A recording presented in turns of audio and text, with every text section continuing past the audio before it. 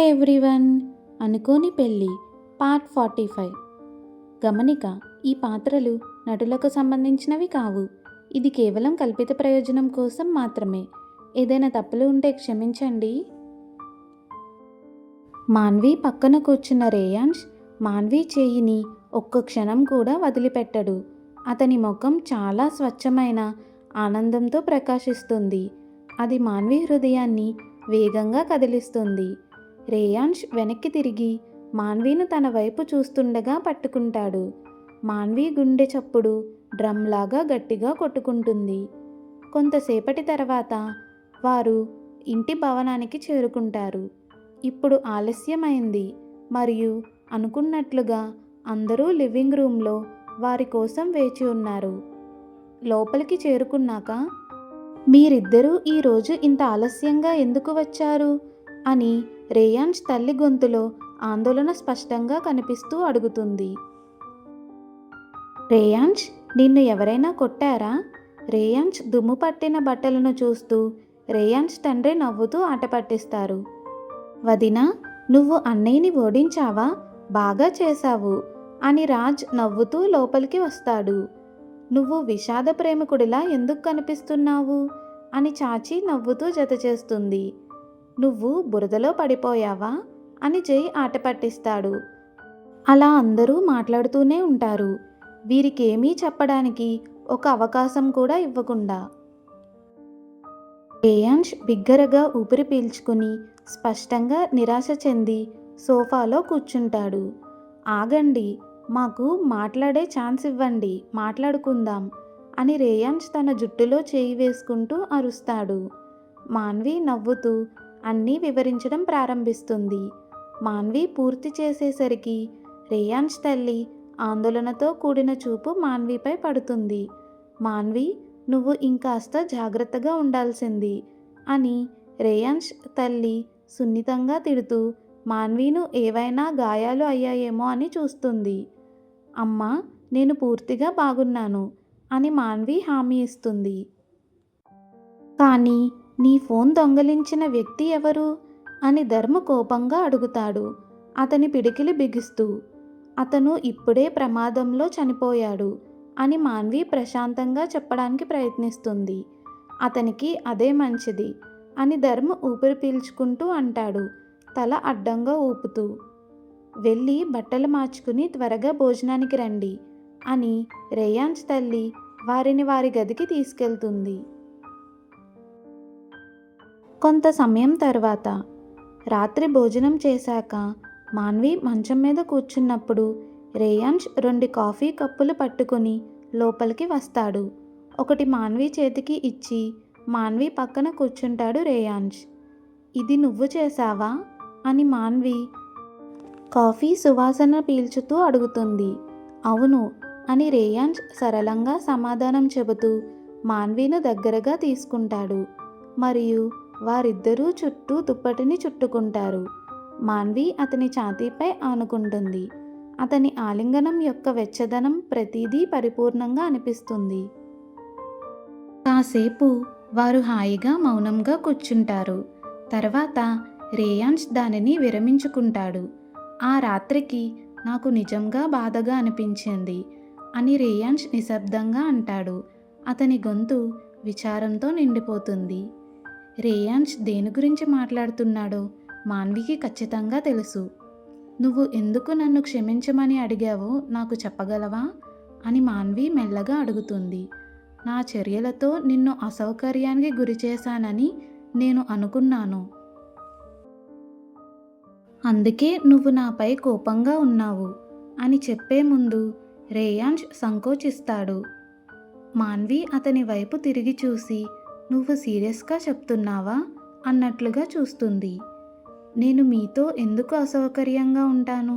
మీరు నాతో దగ్గరగా ఉండడం ఇష్టం లేదని నేను భావించి కోపంగా ఉన్నాను అనుకుంటున్నారా? అందుకే నేను మిమ్మల్ని తప్పించుకుంటున్నాను అనుకున్నారా అని మాన్వి నవ్వుతూ అపార్థాన్ని వివరిస్తుంది. వారిద్దరూ నవ్వుకుంటారు. టెన్షన్ పూర్తిగా కరిగిపోతుంది. నీకు దగ్గరగా ఉండడం నాకెందుకు ఇష్టముండదు అని రేయాన్స్ మృదువుగా అడుగుతాడు. మరి నేను మీ స్పర్శను ఎందుకు ఇష్టపడను అని మాన్వి కాఫీని తాగుతూ కౌంటర్గా చెప్తుంది. నేను నిన్ను ప్రేమిస్తున్నాను అని రేయాంష్ అకస్మాత్తుగా అంటాడు. మాన్వి వెంటనే అతని వైపు చూసేలా చేస్తుంది. అతని కళ్ళు నిజాయితీతో నిండి ఉంటాయి. ఈరోజు చాలా భయపడ్డాను. నేను నిన్ను కోల్పోతానని అనుకున్నాను అని అంటాడు రేయాంష్. మాన్వి కాఫీ కప్పు పక్కన పెట్టి రేయాంష్ ముఖాన్ని మెల్లగా పట్టుకుంటుంది. నేను ఇక్కడ సురక్షితంగా ఆరోగ్యంగా ఉన్నాను, మీ చేతుల్లో. మీరు నాతో ఉన్నంత వరకు నాకు ఏదీ హాని కలిగించదు, నన్ను నమ్మండి అని మాన్వి చాలా మృదువైన స్వరంతో అంటుంది. రేయాంష్ నవ్వి మాన్విను తన నడుము దగ్గరగా లాక్కుని కౌగిలించుకుంటాడు. రేయాంష్ మాన్వి బుగ్గ మీద సున్నితమైన ముద్దు పెడతాడు. మాన్వి కళ్ళు మూసుకుని అతని స్పర్శ యొక్క వెచ్చదనాన్ని ఆస్వాదిస్తుంది. రేయాంష్ ఒకప్పుడు మాన్వి జీవితాన్ని నరకంలా మార్చాలనుకున్నాడు. కానీ ఇప్పుడు రేయాంష్ మాన్వి జీవితాన్ని స్వర్గంలా కలలాగా అందంగా మార్చాలనుకుంటున్నాడు. మనం పడుకుందాం అని రేయాంష్ మెల్లగా అంటాడు. మంచం మీద వెనక్కి పడుకుని మాన్విను తనతో పాటు లాక్కుంటాడు. ఒకరి చేతుల్లో ఒకరు చుట్టుకొని వారు ప్రశాంతమైన నిద్రలోకి కొట్టుకుపోతారు. తమ జీవితాల్లో కొత్త అధ్యాయాన్ని ప్రారంభించడానికి సిద్ధంగా ఉన్నారు. మరుసటి ఉదయం మాన్వి మెడ మీద ఏదో గిలిగింతలు పెడుతుంటే మాన్వి నవ్వుతూ లేస్తుంది. హాహా, మాన్వి మెల్లగా నవ్వుతుంది. ఇంకా సగం నిద్రలోనే ఉంటుంది. నెమ్మదిగా కళ్ళు తెరిచి అత్యంత అందమైన దృశ్యాన్ని చూస్తుంది. రేయాంష్ మాన్విను తియ్యటి చిరునవ్వుతో చూస్తూ ఉంటాడు. గుడ్ మార్నింగ్ నా లవ్ అని రేయాంష్ అంటాడు. అతని లోతైన గొంతు మాన్వి కడుపులో సీతాకోక చిలుకలను విపరీతంగా రెపరెపలాడిస్తుంది. గుడ్ మార్నింగ్ అని మాన్వి సిగ్గుపడుతూ బదులిస్తుంది. మాన్వి బుగ్గలు వేడెక్కుతాయి. మాన్వి ఇంకేమీ చెప్పకముందే రేయాంష్ దగ్గరగా వంగి మాన్వి బుగ్గను ముద్దు పెట్టుకుంటాడు. తన పెదవులను మాన్విపై కొన్ని సెకండ్ల పాటు ఉంచుతాడు. మాన్వి గుండె వేగంగా కొట్టుకుంటుంది. మాన్వి ఊపిరి పీల్చుకోలేకపోతుంది. నీ భర్తను ఇలాగే లేపాలి. గుడ్ మార్నింగ్ అని రేయాంష్ సరదాగా నవ్వుతూ కళ్ళు మెరుస్తూ ఆట పట్టిస్తాడు మాన్విను. మాన్వి అతని చూపులను ఎదుర్కోలేక వెంటనే దూరంగా చూస్తుంది. మనకు ఆలస్యం అవుతుంది అని మాన్వి తడబడుతూ తొందరగా లేచి కూర్చుంటుంది. కానీ మాన్వి ముందుకి వెళ్ళేలోపే రేయాంష్ మాన్విను వెనక్కి తన ఛాతీకి లాక్కుంటాడు. యూనివర్సిటీ నాది, నా ప్రేమ. ఆలస్యం అవుతుందని నువ్వు ఆందోళన చెందాల్సిన అవసరం లేదు అని రేయాంష్ మాన్వి చెవి దగ్గర మెల్లగా చెప్తాడు. అతని గొంతు మాన్వి వెన్నులో వణుకు పుట్టిస్తుంది. ఆపై రేయాంష్ మళ్ళీ అదే అంటాడు, నా ప్రేమ అని. మాన్వి గుండె పగిలిపోయేలా అనిపిస్తుంది. అంత వేగంగా కొట్టుకుంటోంది. ఆలస్యం అవుతుంది రేయాంష్, వెళ్దాం అని మాన్వి గట్టిగా అంటుంది.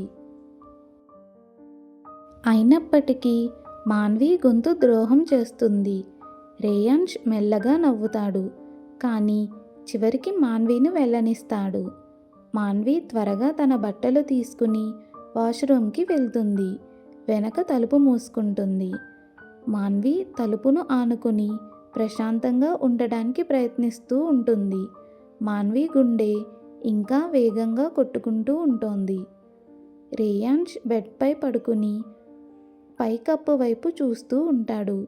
తన పెదవులపై మృదువైన చిరునవ్వు ఉంటుంది. నా జీవితం ఇంతకన్నా పరిపూర్ణంగా ఉండదు, చాలా విలువైనది అని అనుకుంటాడు రేయాంష్. దేవుడా, రేయాంష్ నువ్వు మారిపోయావు అని తనలో తాను అనుకుంటాడు రేయాంష్. అతని ఆలోచనలు అలా పరుగులు పెడుతూనే ఉంటాయి. రేయాంష్ మంచం మీద యువకుడిలా దొల్లుతూ నవ్వుకుంటూ ఉంటాడు. రేయాంష్ ప్రవర్తించు, నిన్ను ఇలా ఎవరైనా చూస్తే వాళ్ళు నిన్ను మానసిక రోగి అనుకుంటారు అని తనలో తాను అనుకుని లేచి కూర్చుని జిమ్కి వెళ్తాడు. నా భార్య కోసం నేను నా శరీరాన్ని కాపాడుకోవాలి. ప్రపంచంలో తనకి అత్యంత ఇష్టమైన వ్యక్తి నన్ను ప్రేమించడం అద్భుతంగా అనిపిస్తుంది. కొంత సమయం తర్వాత రేయాంష్ ఫ్రెష్ అయ్యి డైనింగ్ టేబుల్ వద్ద కూర్చుంటాడు. అందరికీ శుభోదయం అని రేయాంష్ సంతోషంగా పలకరిస్తాడు. గుడ్ మార్నింగ్ అని అందరూ అంటారు. కానీ రేయాంష్ కళ్ళు మాత్రం మాన్వీపై మాత్రమే ఉంటాయి. మాన్వి నిశ్శబ్దంగా కూర్చుని సిగ్గుగా కిందకి చూస్తూ ఉంటుంది. మాన్వి ఎర్రబడ్డ బుగ్గలను చూసి రేయాంష్ నవ్వు ఆపుకోలేకపోతాడు. అల్పాహారం తర్వాత మాన్వి లేచి అందరికీ బాయ్ బాయ్ అని చెప్తుంది. రేయాంష్ కూడా లేచి మాన్వి వెంట బయటకు వెళ్తాడు. జాన్ అని రేయాంష్ పిలిస్తే మాన్వి చిరాకుగా తిరిగి హా నేను నీ ప్రాణం అరవకు, అందరికీ చెప్పకు అని అంటుంది మాన్వి. రేయాంష్ నవ్వుకుంటూ మాన్వి దగ్గరికి వెళ్ళి నడుము పట్టుకొని దగ్గరగా లాక్కుంటాడు. లాక్కునేసరికి మాన్వి చేతులు రేయాంష్ ఛాతీ మీద పడతాయి. అతనికి అది పరిపూర్ణంగా అనిపిస్తుంది. ఎవరైనా చూస్తారు అని మాన్వి మెల్లగా అంటుంది. వాళ్ళను వదిలే, మనము భార్యాభర్తలం అని రేయాంష్ అంటాడు. మాన్వి మరింత ఎర్రబడుతుంది. రేయాంష్ దగ్గరగా వంగి ఈ రాత్రికి సిద్ధంగా ఉండు, మనం బయటకి వెళ్తున్నాం అని చెప్తాడు. మాన్వి కళ్ళు ఉత్సాహంతో మెరుస్తాయి. సరే అని మాన్వి నవ్వుతూ సమాధానం ఇస్తుంది. Next part continuous. రేయాంష్ మరియు మాన్వి అనుకోని పెళ్లి జీవితాన్ని తెలుసుకోవడానికి లైక్ చేసి, షేర్ చేసి, సబ్స్క్రైబ్ చేయండి. Thanks for watching.